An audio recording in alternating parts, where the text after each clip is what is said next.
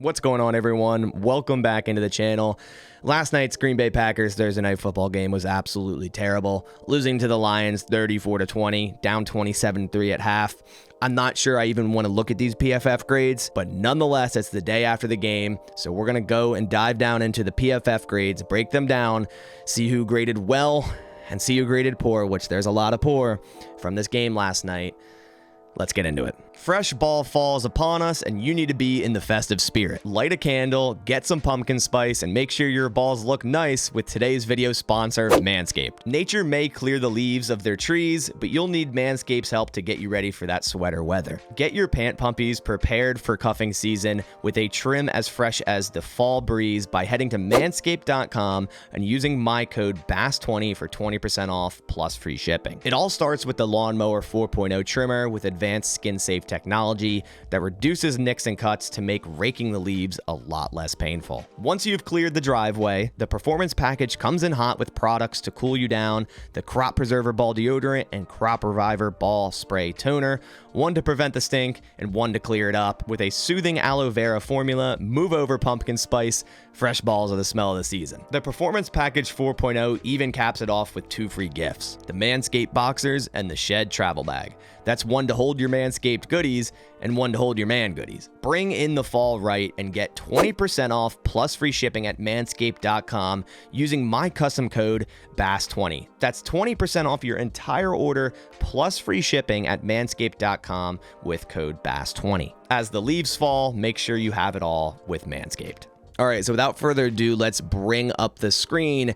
And we're going to start with the offense because last night was so poor. I wanted to start with what I see as the worst part of the game last night, which was that offense. That offense did the defense no justice. Not saying the defense was great because it wasn't, but if I'm going to blame anyone, it's going to be the offense because they got nothing going in that first half and really set the defense up for failure. So we're going to start with the offensive grades, and that kind of shows it, right? Not a single player with significant snaps above a 72.0 grade. Yeah, Samori Touré up here with a 76.6 and had an awesome catch in garbage time, 35-yarder on the left sideline. Absolutely ridiculous catch. So good for Samori Touré, but didn't really help at all in terms of the offense or what that game result was. So I don't really count that as the highest grade. The highest grade here is Romeo Doubs, 71.6, and this definitely passes the eye test.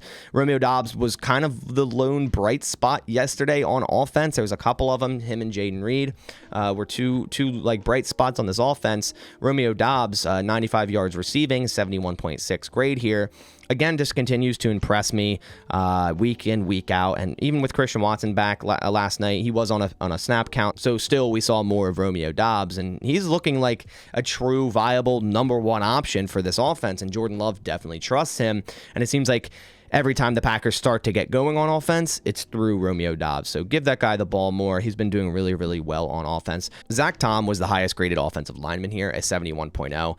The offensive line last night was atrocious. Like every single aspect of that offensive line was atrocious. Pass blocking, which usually isn't the case. They're usually really good at pass blocking. Run blocking was atrocious. There's no surprise there. There was a couple times Jordan Love hung onto the ball too long, but the offensive line didn't give him any opportunities, in my opinion, as well. So Zach Thomas, 71.0. He actually had a good run blocking grade in 83.5. I guess maybe the one positive run the Packers had maybe went to Zach Thomas' side. Not sure, but 59.9 pass block grade. Jordan Love actually had his highest graded game of the season, a 68.1, which is crazy to say based on what happened last night. You know, he had 2 interceptions, a lot of missed throws, and it still is an issue where Jordan Love, his accuracy is an issue. He's overthrowing balls still. But not everything last night, not every offensive struggle was on Jordan Love. They've continually not been able to establish themselves in the run game. So you can only ask so much from Jordan Love. When a team shuts down your running offense and makes you one-dimensional, that's when mistakes are going to happen, and that's when your offense isn't going to look great. And then by turn, it's going to make your quarterback not look great. I'm still impressed with Jordan Love and the plays he makes through 4 weeks, even including last night. I'm still impressed with Jordan Love, and I think he has a bright future. There's certain times when you really get wowed by what Jordan Love is doing on the football field. Not saying there's nothing to clean up, because there's plenty to clean up, and that's to be expected. It's his first year as a full-time starter at quarterback. So like I said, all offseason, there's going to be ups and downs with Jordan Love. But overall, I have been impressed with him, and he had his highest graded game here at 68.1. Jaden Reed at 67.6. I think he had 55 yards receiving, that amazing catch up the right side. Also had a nice attempt at a fade route in the end zone where he couldn't get both feet down, but made an excellent catch. Been, again, super impressed with Jaden Reed, and they should utilize him more out of the backfield like they did with Randall Cobb back in the day. Josh Myers was the second highest graded lineman, a 65.0. When Josh Myers is your second highest graded lineman, you know how poor your offensive line played. Josiah DeGuara, 64.4. His definitely best graded game on the year. He's usually at the way bottom, and I think he had the second most receptions. He had 4 receptions after Musgrave went out with his concussion. He got utilized more, 36 total snaps here, and actually had an 88.6 run blocking grade, which is crazy to think and crazy to see. Rasheed Walker here definitely had a poor game, but it wasn't abysmal like a Royce Newman and John Runyon. Rasheed Walker didn't have a great game by any means, but, he's in his third start of his career. Mistakes are going to happen. It's not like it's Royce Newman walking out there every single game for seasons now and is trash every single time. Like, there's flashes from Rasheed Walker, and it looks like he will be the future at tackle. So I don't, even though he had a bad game, I'm okay with it. You know what I mean? Like, I'm not going to scrutinize him too much. He had poor run blocking, decent pass blocking. Christian Watson, a 60.8, only had 26 total snaps compared to Dobbs' 50 snaps, so definitely on a snap count last night. 25 yards and a touchdown. Hopefully he gets more action against the Raiders. A.J. Dillon, a 56.3. Again, ran pretty poorly. 5 carries for 11 yards. Again, the offensive line didn't help him. Same story, different game. Ben Sims, 55.7. Feel like he's kind of been a waste of a roster spot. Doesn't do anything on offense. Has been poor on special teams. John Runyon at 55.5. John Runyon has been pretty poor all season. He hasn't had a single grade a game above 63, and that was week 1 where the Packers, easily beat the Bears, and he still only had a 63.1. John Runyon has definitely been a problem on this offensive line. When Royce Newman's out there, it kind of masks it a little bit because Royce Newman is just so terrible. But John Runyon honestly hasn't been that much better this season. Tucker Kraft at 55.3. He had 13 snaps, got an elevated snap count when Musgrave went down, and we see Musgrave here with 14 snaps at 54.8. And left the game with a concussion. Hopefully he'll be all good to go against the Raiders. They need to still continue to utilize him more. Aaron Jones at 54.5, not tying this grade to Aaron Jones at all. I mean, it's absolutely criminal what they did with Aaron Jones last night. And I understand he's coming back from a hamstring injury and he's on a snap count and only played 20 snaps. But even in that first drive, he's on the field all 3 plays and you pass, and have negative yards. It's crazy that we continue to talk about this and it continues to be a problem for this Packers football team, not giving the ball to Aaron Jones. Just give the ball to Aaron Jones. That's all I ask. If Aaron Jones wasn't active in this game, maybe we'd be going into this Raiders game going, it'll be different because we have Aaron Jones back. We had Aaron Jones back last night and he still wasn't utilized. So it's just terrible what they're doing to him. Tay Wicks here, 33 snaps, had a 51.4. Not a good game by him. And then there's our man, Royce Newman at the very bottom, 42.7. Can anyone say they're shocked? Quickly going over the pressures allowed by linemen. Zach Tom actually allowed 6 pressures. So although he was the highest graded lineman by the Packers, he still didn't have a great grade of 71.0. That's above average, but he allowed 6 pressures. The Packers allowed so much pressure on Jordan Love last night. John Runyon allowed 5. Royce Newman allowed 5. Rasheed Walker allowed 4. Josh Myers allowed 2. The Packers allowed 22 total pressures. Man, it's just tough to see. The offensive line was just terrible last night. Josh Myers allowed a sack. Rasheed Walker allowed 2 sacks. Royce Newman and John Runyon allowed 1 sack each. The Packers need to switch something up. There's no way Sean Ryan could be that bad. At this point, you got to give him a shot over Royce Newman. You 100% have to. Or the Packers need to go out and maybe trade for some interior help because the interior of the offensive line has been horrible. And now with Bakhtiari out for the rest of the year, Elton Jenkins probably out until after the bye, it's just even worse. And something needs to change, and it's going to start with Royce Newman. All right, so going over to the defensive side of the ball, again, I don't put this entire blame on the defense, but at the same time, the defense was far from perfect. There was a lot of issues with the defense last night in terms of personnel, the way they were playing, and just in general, not being able to stop the run. Rashawn Gary, the highest graded defender here, only had 20 snaps, so actually a less snap count than the last 2 weeks.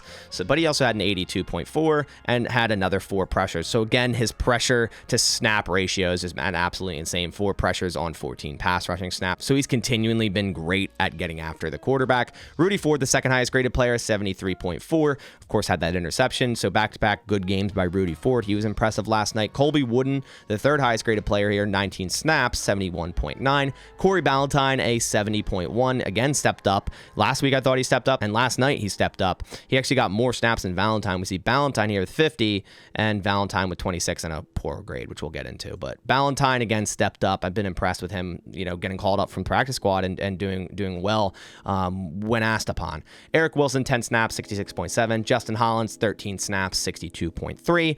TJ Slayton, a 62.0. John Owens only had 1 snap. Quay Walker, 58.6. I don't agree with this. Quay Walker had an excellent game last night outside of the penalty. He was all over the field. He had 19 total tackles. He only had 1 missed. And Quay Walker, I thought, had an excellent game last night. There was times when they throw to Jahmyr Gibbs, and he was right there to make the tackle. Anytime he was anywhere near the play, he was right there to make the tackle, and he made excellent wrap-up tackles. So I was very impressed with him last night outside of that penalty. Devontae Wyatt at 57.8. I was also pretty impressed with him last night, but obviously he's graded pretty poorly here. Had 4 missed tackles, so that's definitely why. He had 4 missed tackles, so it starts down low, stopping the run, and it seems like Devontae Wyatt missed a lot of tackles last night. Then we see Rasul Douglas, who also had a rough game, 57.5 here. Got burnt early on by Amon St. Brown on that double move, and just in general had a rough game. Carl Brooks, 57.0. They got to stop hating on my man Carl Brooks. I feel like he had an excellent game when he was out there. 2 pressures, 1 sack, 31 total snaps. Carl Brooks, again, just continues to impress me. If you guys are a frequent watcher of my channel, you know how high I am on Carl Brooks. Preston Smith at 56.7. Isaiah McDuffie at 56.4. Kenny Clark, 52.8. Darnell Savage, 51.9. So we start to get into the real bad here, and there's a lot of starters, and that's the problem. Carrington Valentine, only 26 snaps, 51.8. Keyshawn Nixon had 2 good games the last 2 games. Not a good game last night, 48.8. So there's definitely a lot of problems on this defense still. Like I said, it's not perfect. It wasn't perfect last night. But to me, it's not the reason the Packers lost. JJ Enagbare, 46.4, and Lucas Van Ness, 46.1. Pretty invisible last night, both Enagbare and Van Ness, which is a shame to see Van Ness not really record any stat. He had 1 tackle, but in general, no pressures, no tackles for loss or anything like that. After what was an awesome start in Chicago, that awesome sack against Justin Fields.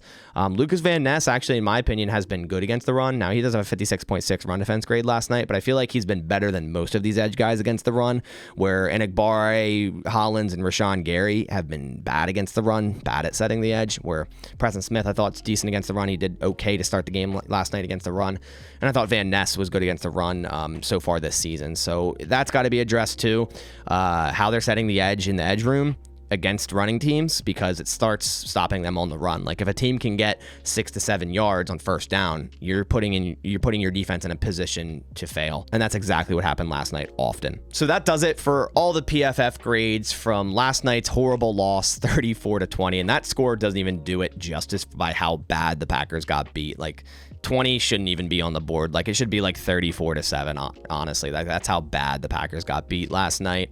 Had a little bit of a comeback there in the third quarter, but too little too late. I guess we all had our hopes up from the previous week, and they're gonna do it again. And no, that you can't count on that, right? Like you can't go into halftime 27-3 and be like, don't worry, we're gonna come back in the second half. Like that cannot happen. And it does start with coaching. It starts with LaFleur. It starts with Joe Barry. It starts with Rich Bisaccia. They got to get these guys ready better for the beginning of the game, have a better script on offense, have a better script on defense, and just be more aware of the game flow and how the game's going and how the opponent and what they're doing. I feel like it's not getting adjusted quickly enough, and this offense is just doing too much. Like they're running too much pistol, they're running weird read options, they're just kind of doing too much, and they need to get honestly back to the basics, in my opinion, based on how young this offense is, how young that wide receiver room, first year with Jordan Love. So hopefully all that can get fixed. We have a decent break until the Monday Night Football game against the Las Vegas Raiders, and then a bye week after that. So hopefully the Packers can start to get healthy and start to figure out all the issues we're seeing week in, week out. But that about does it for this video. If you guys did enjoy, please leave a like down below. I know it's difficult to kind of go over the grades after a performance like that, but nonetheless, there they are. I'll catch you on the next one, and as always, go Pack Go.